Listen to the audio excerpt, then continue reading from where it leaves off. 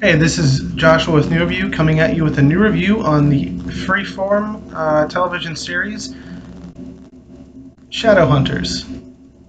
Now, this may seem a little weird, seems a little effeminate show, but I watched it for two reasons. One, the action sequences are, well, I started watching for two reasons.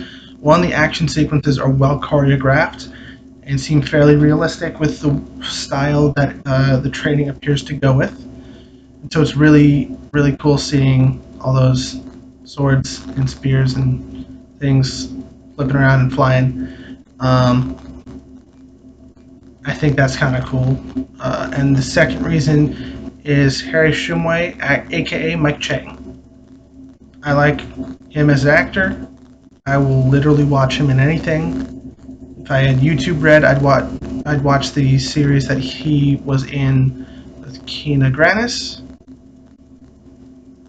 So that's why I started watching the show.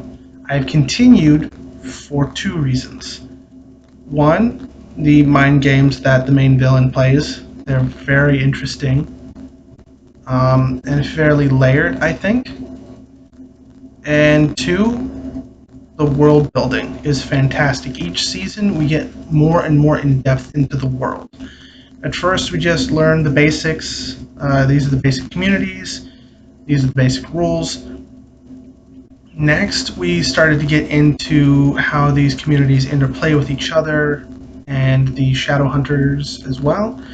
And now this season, we're getting more into the political play between the various communities and the individuals.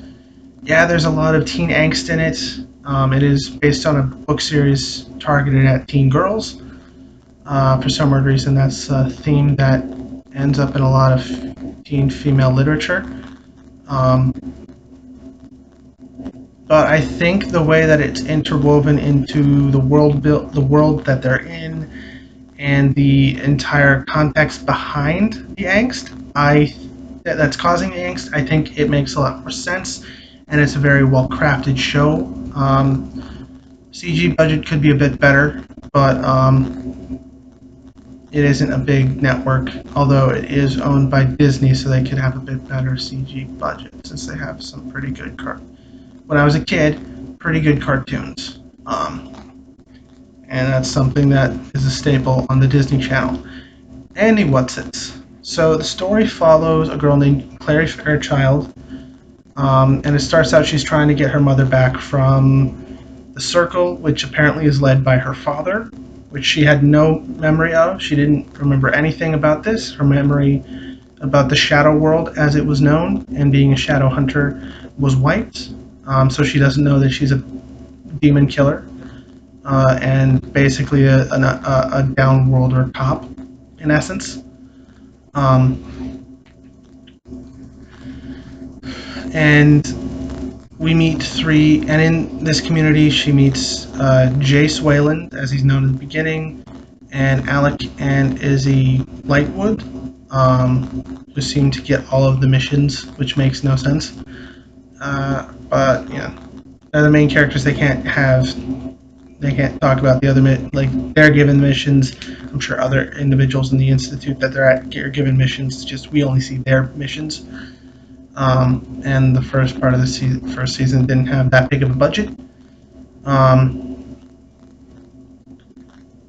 we meet as well in the in the downworld communities, the vampires, the werewolves, and the Seelies, which is this catch-all term for fairies, pixies, things of that nature. And as it progresses, we learn that Clary's father wants to kill all of those downworlders.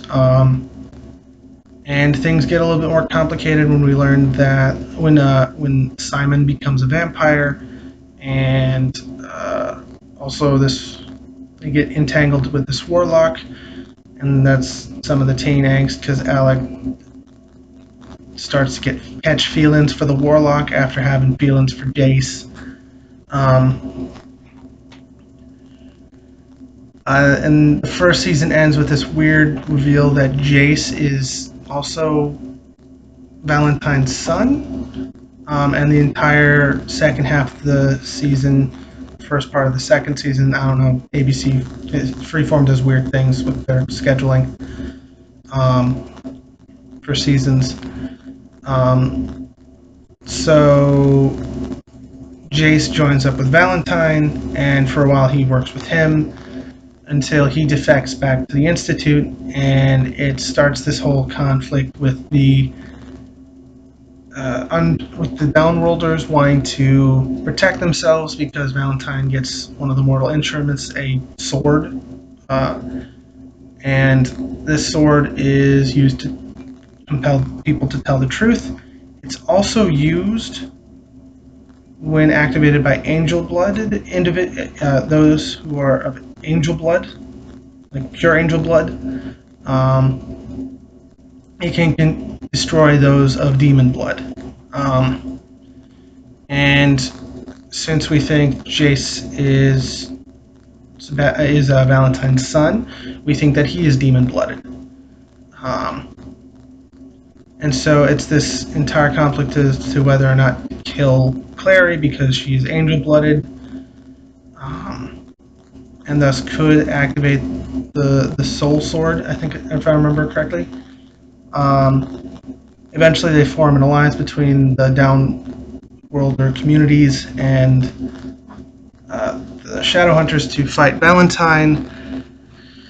Of course, it all backfires because Jace is angel-blooded and not demon-blooded, and so he kills a lot of Downworlders, and that causes a lot of issues with him. Also issues is when he thought he was Claire's brother, he couldn't date her because he has feelings for her. So instead, Clary starts dating Simon, her friend, who becomes a vampire, who had always had feelings for her, but really didn't know how to let her know. And then the current part of season 2 that we're in right now, they're trying to deal with Valentine, and apparently his actual son has appeared, and they're still trying to destroy the Downworld. But this time they're going for all of the mortal instruments, which, if they have all of them, they can use them to summon Raziel, to have a wish granted, and with Valentine that would be to destroy those of demon blood, at least, who aren't his son. And that's up to what we have now. It's a very interesting season. I kind of want to see how the intrigue goes. I'm sure those who read the books know how it goes. I have not, so I don't. And that's about all until next time. This is Joshua with New Review, signing off.